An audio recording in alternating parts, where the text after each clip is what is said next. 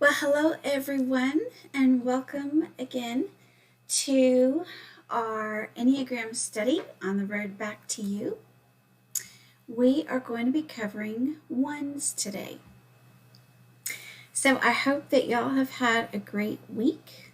I know that I have been trying to transition into a more routine mindset. My husband is a teacher, and so he starts work this week with the kiddos, and he's trying to kind of get things in place for more of a routine, and I'm trying to join him.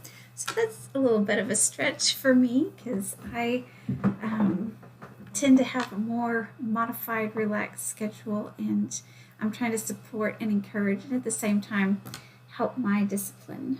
So, discipline is a good segue into ones because they are very self disciplined. They are able to get a lot of things done in a little bit of time. They are attentive to details. Their questions that kind of guide and shape their focus are: is it fair? Is it right? Is it just? What is wrong with this picture? And they are usually able to see it, spot it, and try to take steps to fix it, or at least feel like they're responsible to fix it in some way. They are perfectionists. They constantly see the errors in the world around them and in themselves. And as a result, they have a very harsh inner critic, a voice that is constantly giving commentary on what they've done wrong, who's done it better, what they need to improve. And it's challenging. They are so focused on what needs to be attended to that it's really exhausting work to be a one. Now, as part of the anger triad, they that is their driving emotion. They respond from the gut, but unlike an 8 who pushes the anger out, unlike the 9 who dissolves it, rejects it, says it doesn't exist, the 1 internalizes their anger, and as a result, they have an interesting sin understanding. So here is the chart for the ones. You can do a screenshot of this if you would like to. So their sin is anger. Anger because things are not perfect. And their the spin on that anger is resentment. Resentment that there is so much wrong in the world, that there is so much to do, that other people are not doing what they're supposed to do, and that they are having to pick up the slack in all of these challenges and problems that are going on in the world. Now, they have a lot of things that are in their favor because they do want to get things right. They are great at work. They're detail oriented. They're all about order and structure and deadlines. Think military kind of discipline and and just really good at accomplishing what needs to be done. They're challenging as coworkers because they will quickly inform you what you have done wrong.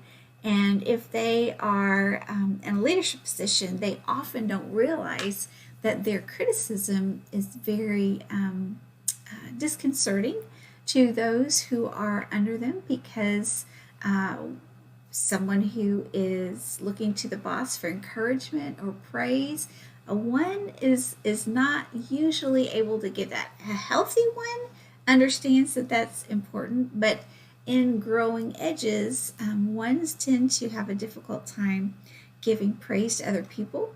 They also have a difficult time being vulnerable. So in relationships, it takes a while for a 1 to be able to drop those defenses and to warm up and to get into a more tender, I guess, or gentle kind of relationship. They're more into actions. If they are taking care of business, if they are doing it right, then that's showing love for you. I love the story in the chapter about the presumed one dad who made sure that the generator was in place and working in case there was a challenge. So one of the things in our code, in our chart, the code for a 1 would be, let me fix that for you. And underneath that, there's this little voice that may or may not be internalized that says, otherwise, it's going to drive me crazy. And I will not accept mistakes. So again, this whole idea of perfectionism, what is that old adage? Anything worth doing is worth doing right. That would be part of their code as well. Now, as children, they would have been very hard on themselves, constantly comparing themselves to other people because they want to see how they measure up in terms of right and wrong and getting things done. I think that in the book it talked about how when a kid shares their day, a 1 would talk about what other people had done, kind of measuring themselves in relation to them. And one of the other things that a 1 would really have a hard time with as a child would be public shame for not doing something right. And that's probably what happened at some point, because the wounding message is that you have to be good and get things right because mistakes are unacceptable. And it develops this really a dualistic mindset. People and things are either perfect or they're wrong, period. And that can become a challenge. Little ones need to be told, and people who are working on their spiritual health and growth need to be told that mistakes are part of the process of learning and growing up, and it's going to be okay. You're okay. You're imperfect, but you're worthy of love and belonging. And a person does not need to be perfect to be good. Those are the healing messages that need to be heard. I think that in Romans chapter 5, when Paul talks about how while we were yet sinners, Christ died for us. I think that's a really important message to be heard by a 1, to understand that even though they were not perfect people in the whole world, Christ still died for those imperfect people. So I think that's part of that healing message that a 1 needs to hear and receive. So I think that we have gone through our code, our children, our relationships, and work. We've talked about wounding and healing. So let's go. I'm going to flip back over here so I can make sure. Let's go to our wing opportunities. So if a perfectionist is a 1 with a wing 9, that means that they have more of a tendency to procrastinate. Remember, a 1 can procrastinate because they want it to be perfect. So they're not going to start if they don't think they can do it exactly the right way. And I think that because of that, they're holding out on perpetuating the anger and criticism that inner voice will put into play. They're for the 1 wing 2, they are better at problem solving with others and engaging with others, not so much on a critical level, more of a compassionate level. Now, it's interesting because when a 1 is down, they go to a 4, which is a romantic or independent individual. That's the other word, individualist kind of setting. And those emotions get really big. They really feel that whole sense of injustice, that there are wrongs in play in the world, and they feel inadequate, and they can get depressed that they are not doing things the way they want them to be done, that they are failing. So that is not a good place for a 1 to arrive. Those emotions get so big, and if you've already got a critical voice in your head, then getting in a 4 space when you're under stress is really difficult. Now, in security, a 1 will go to the 7, to an enthusiast, and that means things aren't so bad. I can relax a little bit. I can have some fun. And that is why 1s really need vacations in order to get in touch with that more relaxed, carefree perspective on the world that doesn't have to get fixed all the time, and especially not by themselves. I think that we've talked about their high expectations for themselves and for others, which can be communicated in harsher ways the more unhealthy they are. I think that it was mentioned that if they have a 2 wing, those high expectations are more exhortations. So kind of trying to help this person come on, step up, and be better.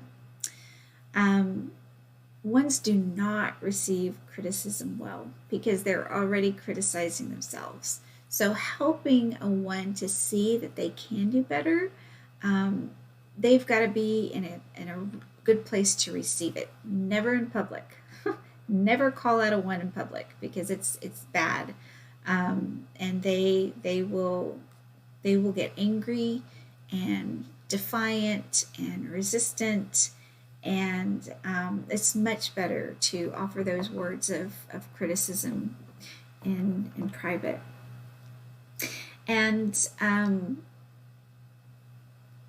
if they are angry and they're not being open to the process of what is happening, self-reflective, self-aware, then just like any other number, their anger can leak out sideways, and they can overreact to something that would not necessarily be worthy of that, but because they're angry about something else, and they're stuffing their anger, because that's what 1s do. They internalize that anger, so then it'll come out in a totally different situation because they're stuffing what happened earlier. Whereas the 9 is passive aggressive and letting you know in backhanded ways that there is a problem.